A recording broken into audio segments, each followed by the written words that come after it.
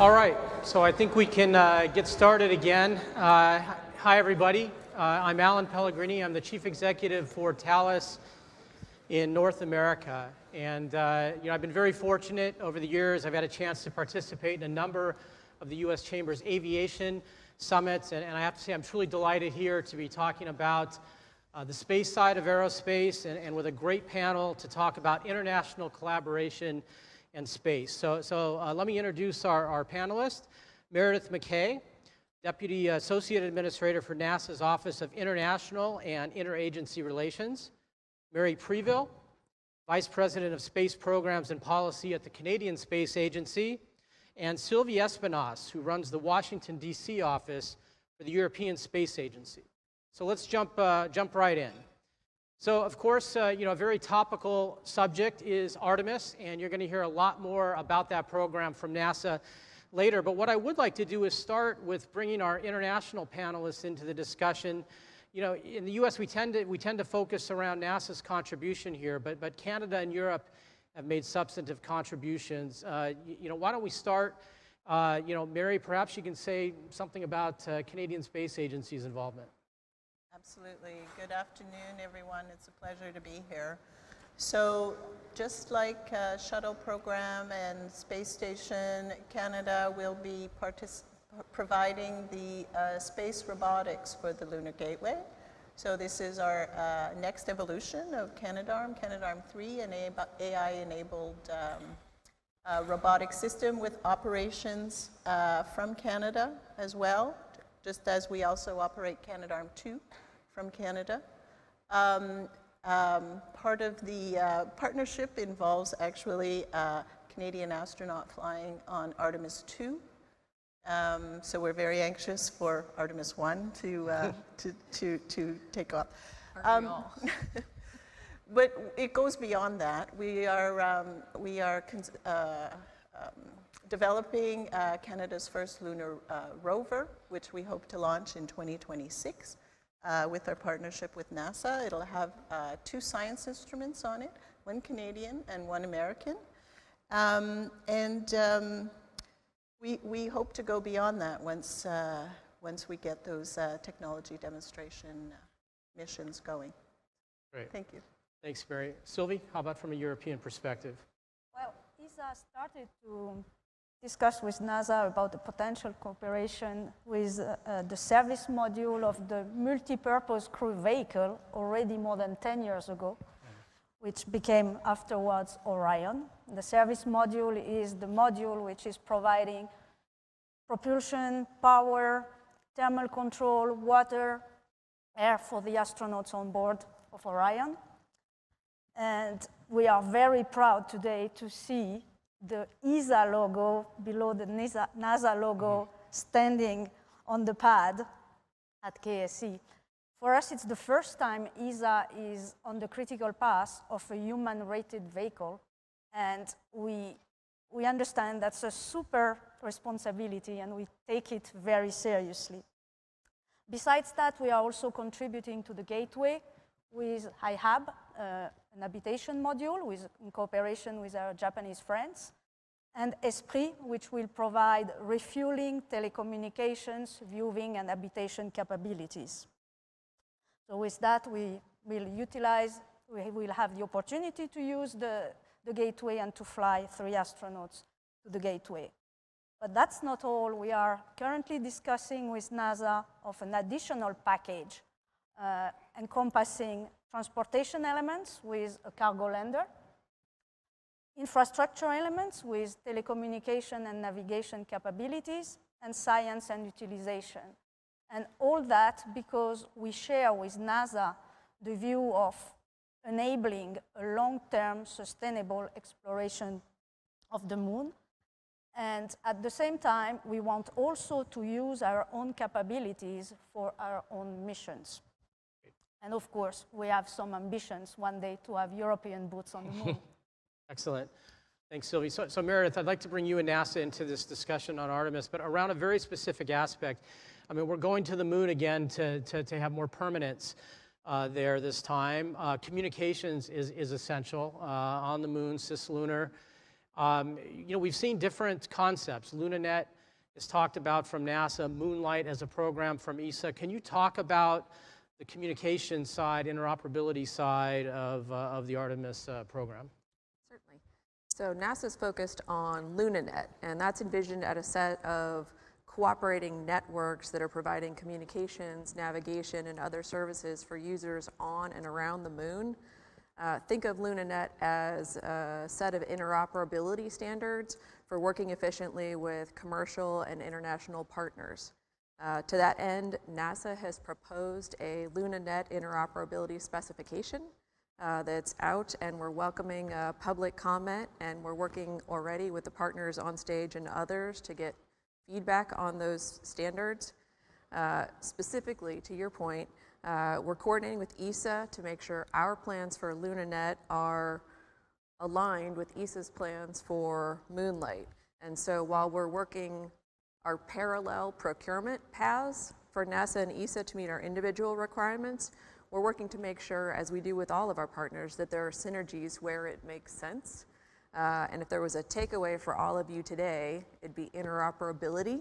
Want to make sure that when not just NASA, ESA, CSA, and all of our partners, when we're working with industry, with other partners who maybe didn't weigh in on the standard early on, we want to make sure we have a framework of mutually agreed to standards and protocols and interfaces so that we have more opportunity to work together in the future. Great. Thanks, Meredith.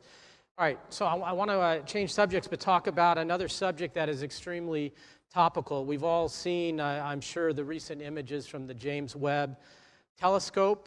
Beyond that, on the horizon is the Nancy Roman Telescope. I'd like to ask each of you to, again, say just a few words about kind of your respective nations' contributions to those programs and kind of, what stands out as the significance of what we're really trying to explore with those projects. Meredith, maybe we can start with you this time. Sure. So obviously, both the Webb and Roman telescopes are critical programs for NASA's Science Mission Directorate. We want to provide expanded and improved access to what we've already discovered with Hubble. The Webb telescope is going to observe the universe in infrared at longer wavelengths than Hubble in a dramatically improved sensitivity. Roman's going to expand on Hubble's infrared observations using sort of a panoramic view of the universe at a higher resolution. And so the nice thing we have is Hubble's terrific, and it's still being wonderful for us, but with Roman and Webb, we have the benefit of 30 years of advances in technology. So when you combine what Hubble can do, what Webb can do, what Roman will do, combining all of those findings together are really going to enable all of us to revolutionize our understanding of the universe in ways we can't even anticipate yet. Yeah, it's fantastic. Sylvie? Well, for us, contributing to James Webb and to Nancy Roman is the opportunity to be part of fantastic missions. It's an opportunity for our scientists to be part of it. And personally, I'm super excited. I saw last week the release of the first direct imaging of an exoplanet by James Webb. And our scientists explained that Nancy Roman will do that even better with the coronagraph on board. So I'm really looking forward to see those planets. And ESA is contributing to this coronagraph, providing the CCD, plus other elements of the mission. Whereas from James Webb, well, the most visible element was the launch on Christmas Day from French Guiana. But we are also contributing to some of the science instruments. And we have also colleagues working here in the US at the Science Space Telescope Institute in Baltimore, contributing to the operations. That's great. Mary, how about from a Canadian perspective?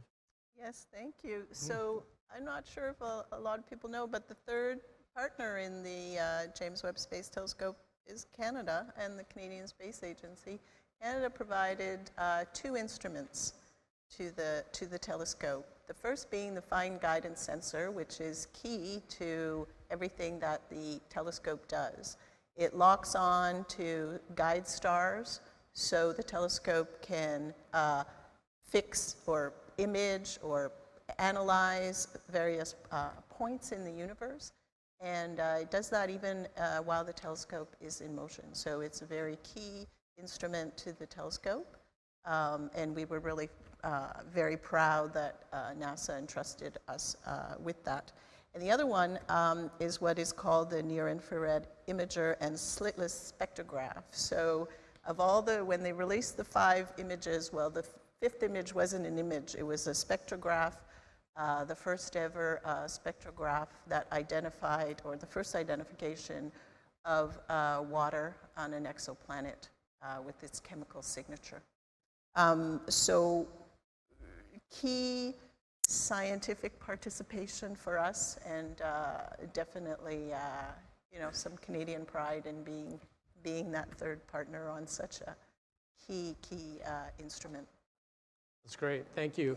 So let's stick with science for a moment and introduce climate science into this discussion. It's my understanding, in Europe, ESA has a process through the Conference Ministeriale, NASA through their science directorate, the decadal surveys, both designed to kind of help shape the science missions for NASA and ESA, but I'm very interested, how coordinated is this? I mean, there's a lot to do in science, especially around climate, where there's a real sense of urgency today. I mean, Meredith, how is that activity and those missions aligned or coordinated with your colleagues?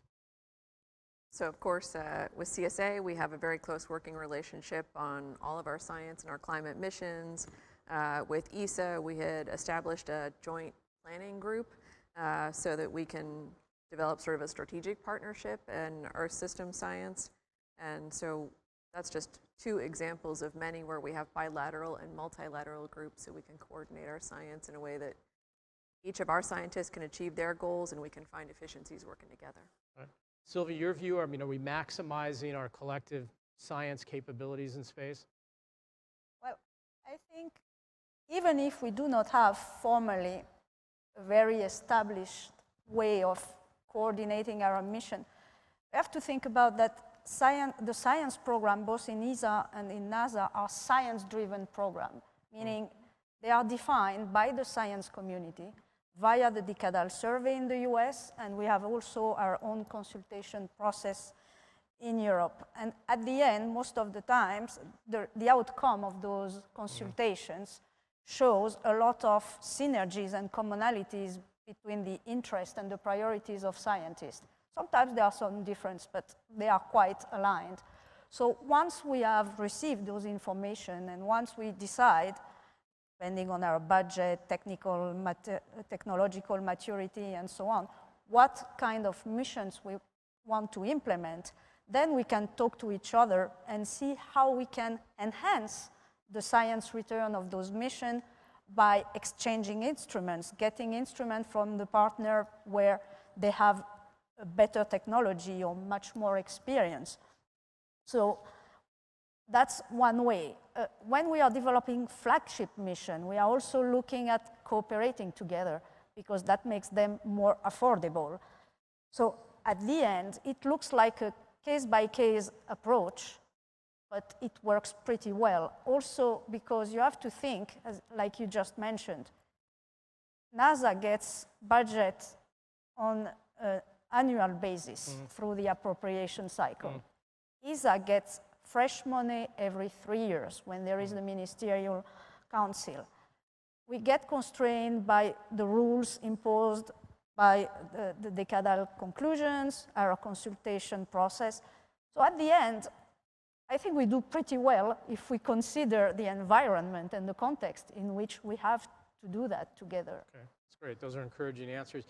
Mary, let me bring you in and specifically to talk about the climate side of climate science. I mean, every day in what we read, it seems to impart a new sense of urgency for our planet's health. Are we doing enough in science missions from space to address that issue? I think that the questions are so vast still. I think that probably even for some climate scientists, there was maybe not a realization of how much data they actually get from space. You know, the key is really, and it was mentioned, it really has to do with data sharing and collaboration. You know, we have to get all the data open and accessible from all the missions that are available, that are in space or that are planned as well. You know, we have to enable more, I think, some innovative applications of Earth observation data from industry. We at the CSA try and really support the end-to-end value chain of Earth observation data. We have a new strategy for Earth observation that we are implementing, and really the key is making that data accessible. And it's a lot of data. It's turning the data into information, but it's really key. In Canada, we have main satellites we call the RadarSat series. Right now, we have a RadarSat constellation mission, which is synthetic aperture radar. That is data. It's the data is shared both domestically and internationally, and because we've been operating with the SAR data for you know, many years now, we have a lot of information on that will help on change detection, permafrost, melting, all that. And we have recently signed, we've been cooperating for years. Canada has been cooperating with NASA for 60 years and has been a cooperating partner of the European Space Agency, the only non-European country to participate for 43 years. But everything evolves, the data improves. We have actually a new, well, not with ESA, we're a member, but with the European Commission, we've just signed a data sharing agreement specifically. And NOAA is actually the biggest user outside Canada of Canada's climate data. We've also starting a mission called WildfireSat. We're participating in the SWAT mission. We're looking forward to that launch soon. That'll talk about water. So there are so many aspects. Okay. You know, there's atmosphere, there's water, there's, you know, there's the land change. It's so vast that, you know, there's opportunity for so much more that can be done from space. Great. All right, thanks, Mary. All right, I want to change gears a little bit, but to another very topical subject. You know, civil space in particular has always been an area of collaboration across countries, and really, in my opinion, kind of a global force for good. And you know, it's facilitated cooperation even among what we would consider historical competitors. So now, Russia's announced its own space station. ESA, I believe, has ended cooperation with Russia on ExoMars. China's building its own space station and has announced a new partnership with Russia. You know, what does this mean for global collaboration? I mean, are those days in our past, or are there still positive things going on that we don't always see in the headlines? But Sylvia, you're probably closest geographically, at least, perhaps, to this activity. Why don't you start with your perspective? Well, for ESA, the impact of the events in Ukraine has been quite significant, with, in February, Russian colleagues leaving the French Guyana launch center, and we ended without medium lift capability from one day to another. The European sanctions have also made so that we were not able anymore to pursue the launch campaign for ExoMars. So as you rightly said, we had to suspend, to end this cooperation, and also cooperation we had on lunar robotic missions. But I think the impact, the consequence of that was really in Europe a wake-up call for Europe to be more autonomous in space. We realized our dependency And this is really something now in the head of the politicians to try to enhance our capabilities to be more independent, more autonomous.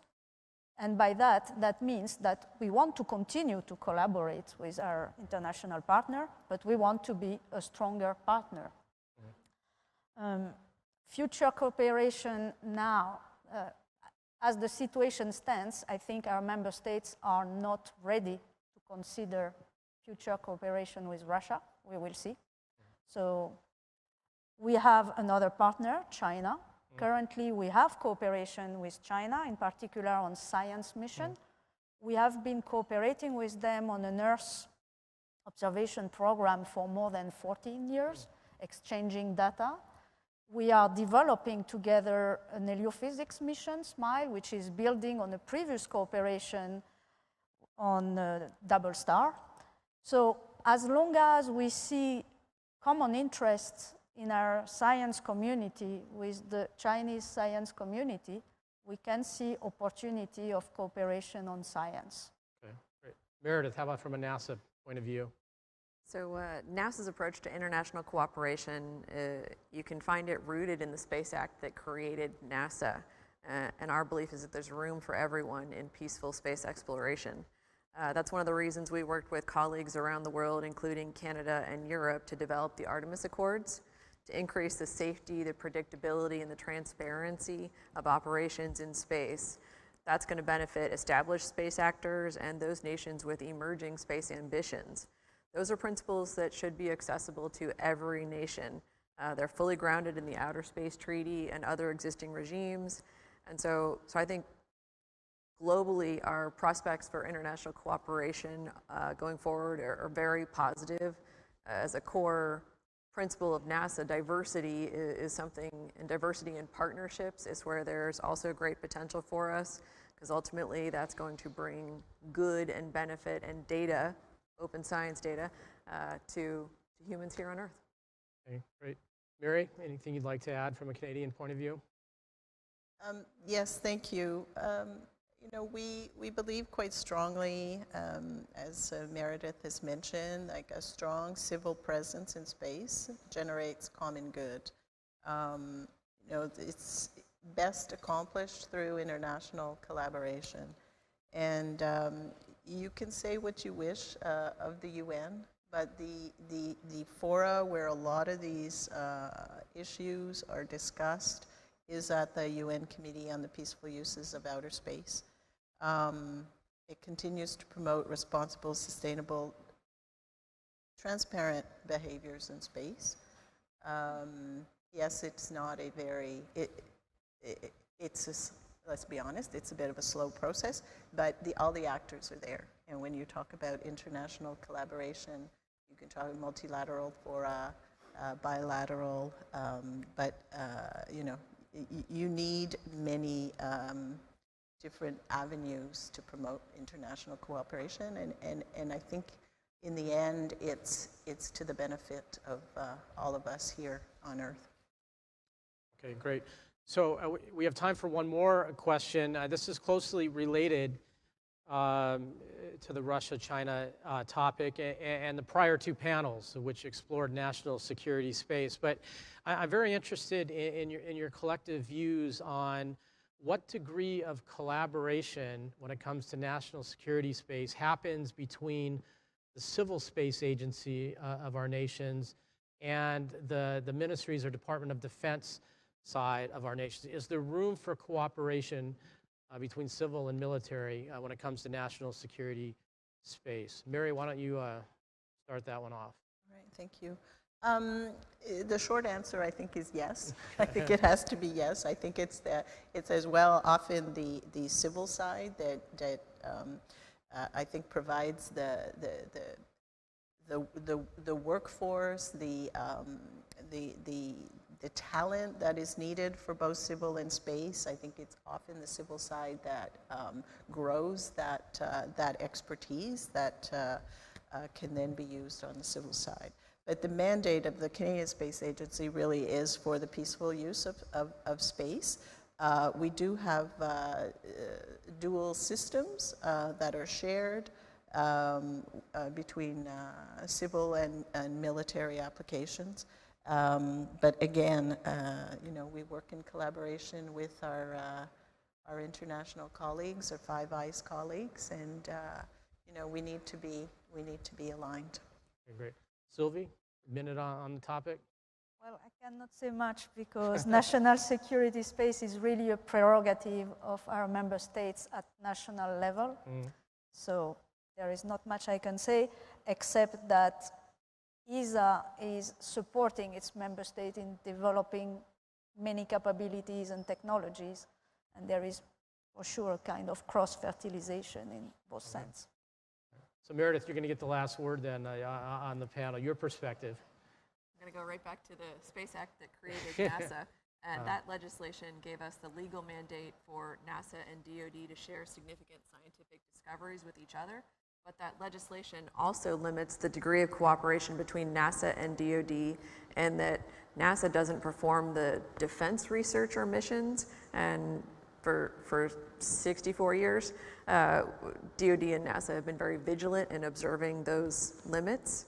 But to the point of some of the earlier panels, in 2019, NASA and the Space Force signed a non-binding agreement that reaffirmed our relationship and declared our intent to continue scientific sharing as we go beyond Earth into cislunar space and beyond. Okay, great. So we're gonna end on that note. Look, I really want to thank the three of you. I mean, there is such a renaissance going on in space. We could have stayed up here a long time. There's so many more topics I would have loved to explore with the three of you. But thank you all very, very much for being here and your contribution. Thanks, everybody.